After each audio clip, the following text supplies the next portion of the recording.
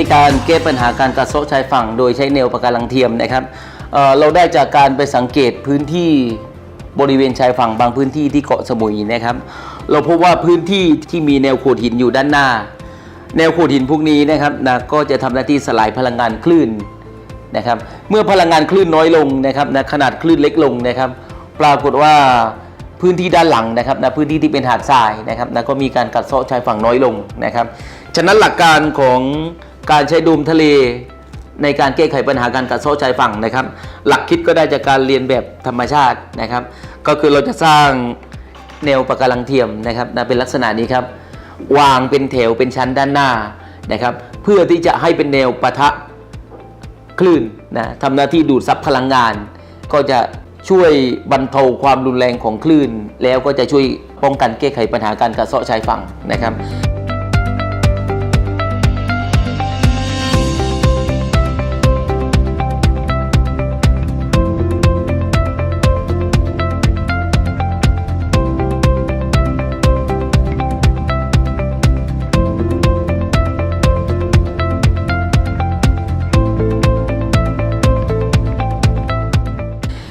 รูปทรงที่เราออกแบบอย่างนี้นะครับก็ได้จากรูปแบบซึ่งมีคุณลักษณะทางด้านวิศวกรรมก็คือมีความแข็งแรงมากกว่ารูปทรงอื่นๆนะครับนอกจากนั้นนะครับยังมีความทนทานและมีเสถียรภาพในการคงตัวให้อยู่ในพื้นทะเลได้โดยไม่เคลื่อนตัวนะครับ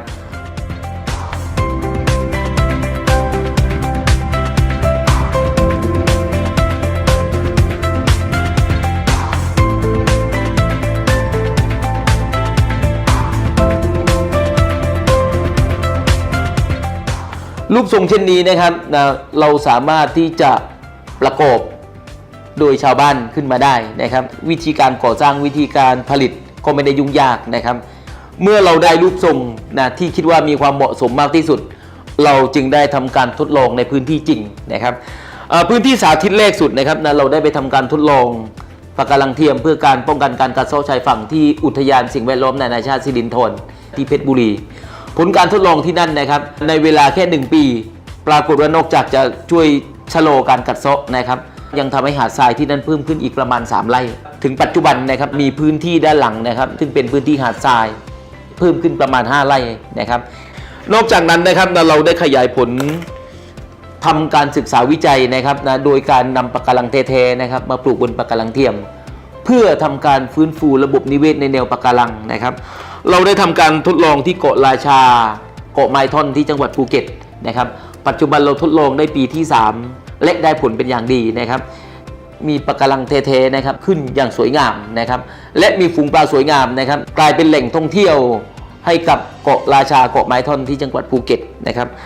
การขยายผลลำดับที่3นะครับก็คือเป็นการนำปะการังไปวางเพื่อเป็นแหล่งอนุบาลแหล่งฟื้นฟูทรัพยากรประมงนะครับเราได้ทำการทดลองที่เกาะไข่นะครับที่จังหวัดชุมพรนะครับปรากฏว่ามีปลาหลากหลายชนิดนะครับที่เข้ามาพักเข้ามาอาศัยก็เป็นการขยายผลนะครับจากการทดลองในห้องปฏิบัติการสู่การทดลองในพื้นที่จริง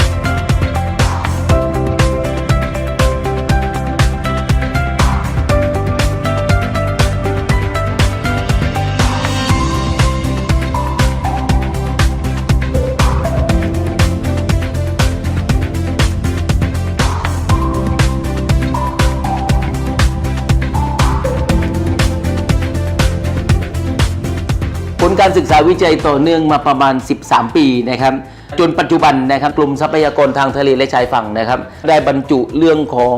โดมทะเลนะครับเป็นหนึ่งในแนวทางการแก้ไขปัญหาการกัดเซาะชายฝั่งของประเทศไทยเราควรจะใช้วิธีการบูรณาการนะครับในความหมายคือการนำปะการังเทียมไปวางแค่อย่างเดียวนะครับได้แค่ชะลอกำลังคลื่นนะครับเราอาจจะมีมาตรการอื่นๆที่มาผสมผสานเพื่อที่จะให้การแก้ไขปัญหาการกัดเซาะชายฝั่งทะเลของประเทศไทยเป็นไปได้อย่างบริบูรณ์นะครับ